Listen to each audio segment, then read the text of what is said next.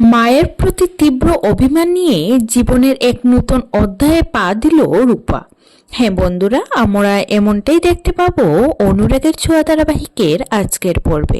রূপার ওড়নাটা হাতে নিয়ে দীপা বলে, আমি জানি রূপা তুই এখানেই আছিস। তখন সুনা দীপাকে বলে অ্যানাউন্স করে বলতে যে রূপার কোনো দোষ নেই, ও নির্দোষ। সুনার কথা শুনে দীপা এবং সূর্য ছুটে যায়।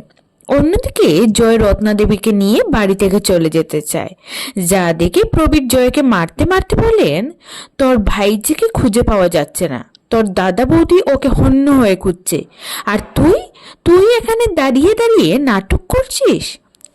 এমন ছেলে থাকার থেকে না থাকাই ভালো। শাশুড়ি নাটক করবে আর আমার ছেলে সেই নাটকের তালে তালে তাল দেবে। প্রবীরের কথাগুলো শুনে জয় নিজের ভুল বুঝতে পেরে ক্ষমা চায়।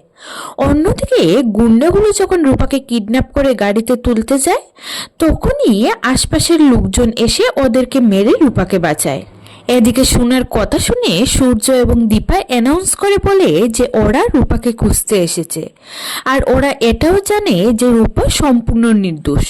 রূপা কোনো ভুল করতেই পারে না। দূর থেকে দীপার কথা শুনে রূপা বলে, মা এসেছে, এবার সব ঠিক হয়ে যাবে বলেই মন্দিরের দিকে ছুটে যায় রূপা। এদিকে দীপা বাবা মহাদেবের সামনে গিয়ে বলে, কেন এমন করছো তুমি? কি দোষ করেছি আমরা? কি দোষ করেছে আমার মেয়ে? আজকে তুমি চুপ থাকতে পারবে না, বলো, উত্তর দাও আমাকে। তারপর প্রদীপ হাতে নিয়ে বাবার সামনে আরতি করে। তখনই রূপা সেখানে আসে। রূপা যখন দীপার কাছে যেতে চায়, তখনই পুলিশকে দেখতে পায়, যা দেখে রূপা মনে মনে বলে, আমাকে ধরিয়ে দেওয়ার জন্য তুমি পুলিশ নিয়ে এসেছো মা?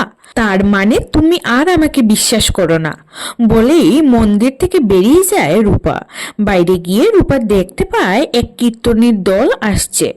মায়ের ওপর তীব্র অভিমান নিয়ে ওদের সাথেই চলে যায় রূপা। এদিকে দীপা ঠাকুরের সামনে বসে বলে, এই সূর্য চন্দ্রের নিচে তুইও রইলি আর আমিও রইলাম। তুই আমার অংশ রূপা, আমার পরমায়ুর অর্ধেক আমি তোকে দিয়ে গেলাম, আর অর্ধেক আমি রাখলাম তোর সাথে দেখা হওয়ার অপেক্ষায়। তো বন্ধুরা, কি করে দেখা হবে রূপা এবং দীপার? তোমাদের কি মনে হয়? কমেন্ট করে জানিও।